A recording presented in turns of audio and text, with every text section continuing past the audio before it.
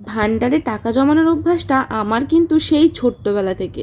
তো তখন তো অন্য কাজে ইউজ করতাম। এখন বিয়ের পর থেকে প্রত্যেক বছর ধনতেরাসের সময় প্রতি বছর সারা বছর জমিয়ে ধনতেরাসের সময় আমি টাকাগুলো বের করি আর কি। তার মধ্যে যতটুকু প্রয়োজন হয় ততটুকুই আমি ঠাকুরের জন্যই সব কিছু কেনাকাটা করি। মানে এখানে যা জমায় সবটা ঠাকুরের উদ্দেশ্যেই আমি জমাই। আগে যা জমাতাম সেখানে অনেক রকম 2 টাকা 1 টাকার খুচরো ফেলতাম। এখন রিসেন্টলি করে আমি আর 2 টাকা 1 টাকার খুচরো ফেলি না। তো এই আগের বছর থেকে পুরোপুরি 5 টাকা 10 টাকা, এখন আবার 20 টাকার কয়েন পাওয়া যায়। তো এবছরে সারা বছর 1000 টাকা মাত্র জমাতে পেরেছিলাম। তো এখানে ও আমার বড় এসে মাঝে মাঝে ফেলে, আমিও ফেলি, সবাই মিলিয়ে আর কি ফেলা।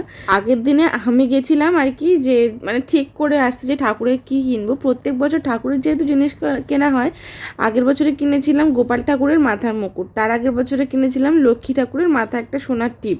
তো আগের বছরের মুকুটটাও রূপোর ছিল গোপাল ঠাকুরের। তো এবছরের রূপোর একটা নারায়ণ, ভগবান নারায়ণের জন্য কিছু একটা দেবো বলে সেই জন্য গেছিলাম। তো আগের দিনেই ঠিক করে এসেছিলাম এই চক্রটা ঠাকুরকে দেবো আর কি। তো সেই জন্য পরের দিনে আমি আর যেতে পারিনি। আমার বর আসার সময় নিয়ে এসে, একটা টাইম থাকে তো সেই টাইমের মধ্যে নিয়ে আসতে হয়। তো ও নিয়ে এসেছিলো। তারপরে আমি ঠাকুরের কাছে, আর আমরা প্রত্যেক বছর ওই সন্দেশ নিয়ে এসে ঠাকুরকে একটু ভালো করে পূজা দিই ওই দিনে। তো এখানে ঠাকুরকে ওই চক্রটা হাতে দিয়ে দিয়েছি। দেখো এই যে চক্রটা কেমন সুন্দর লাগছে হাতে। তো এক এক করে 4টে হাতে শঙ্খচক্র গদা পদ্ম সবই করে দেবো। কিন্তু আমার ইচ্ছা প্রত্যেক বছর ধনতেরাসে ঠাকুরের জন্য একটা একটা করে জিনিস। যাই হোক, আমার ধনতেরাসের এটাই কেনাকাটা ছিল। তোমরা কি কেনাকাটা করেছো অবশ্যই কমেন্টস করে জানিও। আর চক্র ডিজাইনটা কেমন হয়েছে, এটা তো সিম্পল, তো সেটাও জানিও। চলো টাটা।